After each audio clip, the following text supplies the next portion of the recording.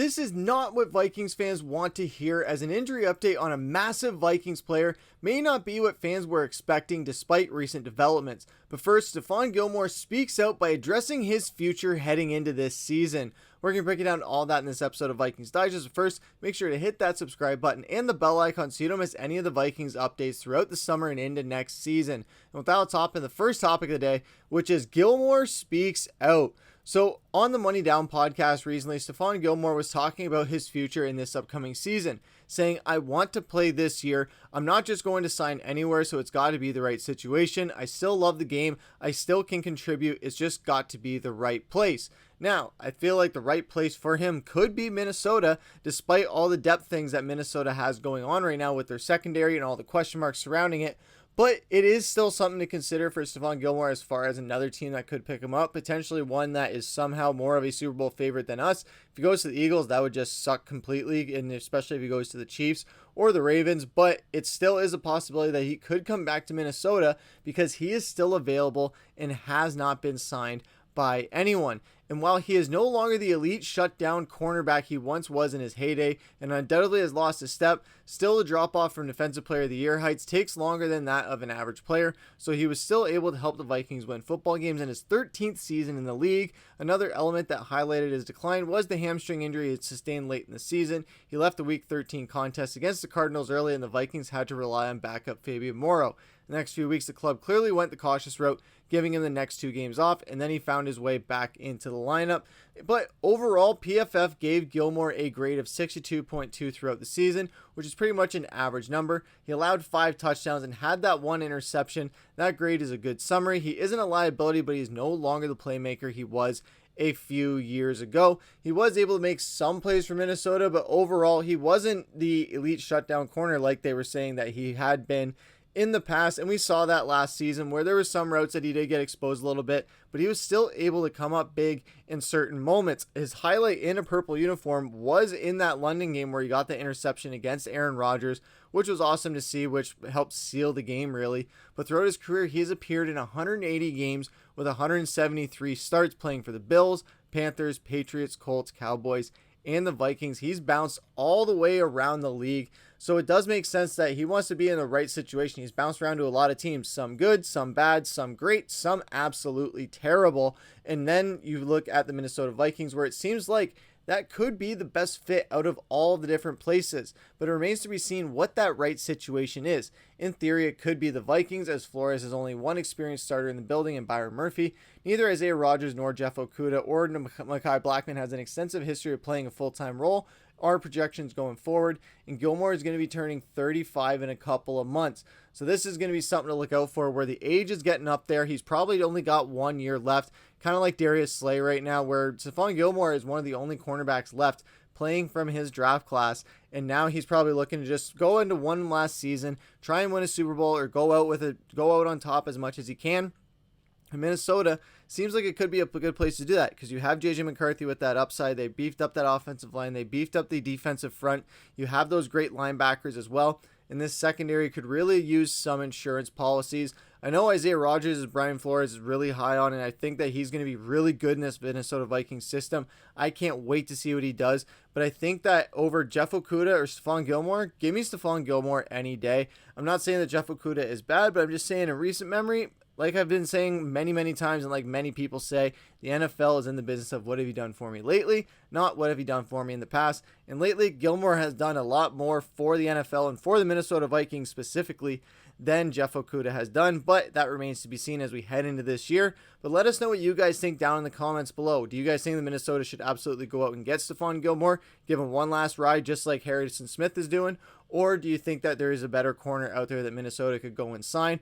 Definitely think Asante Samuel is someone that they should be considering as well. But let us know what you guys think down in the comments below. But that's going to take us into our second topic of the day, which is our main topic of the day, and that is Rosy Expectations.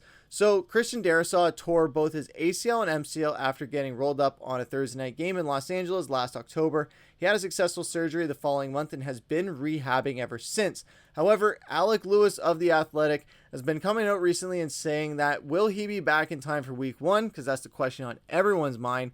that is probably a rosy expectation at this point. Still, Darrisaw has attacked his rehab, and the Vikings have commended his progress. And we have seen that in the press where Kevin O'Connell, Kwesi Adofo-Mensah, they've been saying that, hey, Darrisaw is progressing. We see him at training camp and all that. But despite him being at training camp, he's not doing the full 100% drills that we see in these camps as the preseason goes on, or as training camps come to a close and we see some of the more pads get involved into it. Obviously, the Vikings aren't there yet. None of the teams are at that point yet. But Darrisaw is just participating in those workouts. It's really a great sign, absolutely. But I don't think it is very indicative of him absolutely being a lock to start week 1, because he had a very bad injury. And TJ Hawkinson, who we're going to talk about in a second as well, he had a really bad injury where it took a long time for him to come back. And with how important Darrisaw is to the Vikings offensive line and how key it will be to protect their investment in McCarthy, it wouldn't be too shocking if the team is cautious in bringing Darrisaw back too soon from his injury. The Vikings went out and signed former Buccaneers tackle Justin Jefferson as a potential fill-in while Darrisaw goes through the last stages of his rehab. The veteran school seems likely to start at least a couple games for Minnesota to begin this season. So obviously throughout the first couple games of the season, we have the Falcons, we got the Bengals, and we got the Bears. Bengals, they're notorious for starting out terrible to start the season. Here's to hoping that trend continues. Atlanta, not too worried about them. Michael Penix could give us some problems, but our defense is really good. Their defense, I'm not too worried about. And then you have Chicago as well, division rival. That's always going to be a tough game. But if you don't have Christian Darrisaw for those 3 games, or if they put him on IR to just start the year, he just sits out the first 4 games just to be safe. I think that gives Minnesota not only a chance to go out and get somebody else and lock him in there, but it also gives Minnesota a chance to just kind of show that, hey, we're committing to taking the cautious route, and we're in those first 3 to 4 games where we don't necessarily need you as much as we would need you in the middle of the season or down the stretch. And once a player has an ACL injury, torn ACL surgery, it's at minimum a 9-month recovery. Adrian Peterson, who we all know is a very unique case, as he came back from a Christmas Eve torn ACL to starting week 1 8 months later, which was absolutely insane to see AP do that. And not only that, he won an MVP at that and put up 2,000 yards, which was absolutely insane. But Adrian Peterson was not a human being on the football field. We all know that. He was a definite cyborg out there who was scientifically modified to just absolutely demolish defenses and anyone who tried to get in his way. Christian Darrisaw, he is human. We haven't seen that Iron Man strength yet, although it is going to be a very good sign if he comes out swinging on all cylinders on week 1. However, I would not expect him to be starting until probably about week 4 or 5, probably 5 to be safe, because like we've seen in the past, with the biggest difference between Peterson and the situation, how the Vikings will handle the Darrisaw is the medical staff. The staff is notoriously conservative when it comes to injury, and Hawkinson could likely have played a couple weeks before he finally suited up for the Vikings in 24, but they waited until it was an optimal situation for him.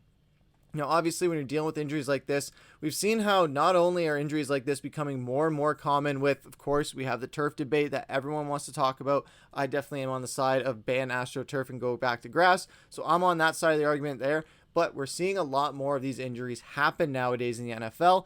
And we're seeing it happen multiple times to players as well. We've seen many players in recent memory have multiple torn ACLs. Nick Chubb was one as well. There was a few other ones, Deshaun Watson as well. There's a few others you can probably name as well, which there's a whole history of them. We've seen many injuries happen. You hate to see them happen, but they do happen in the NFL.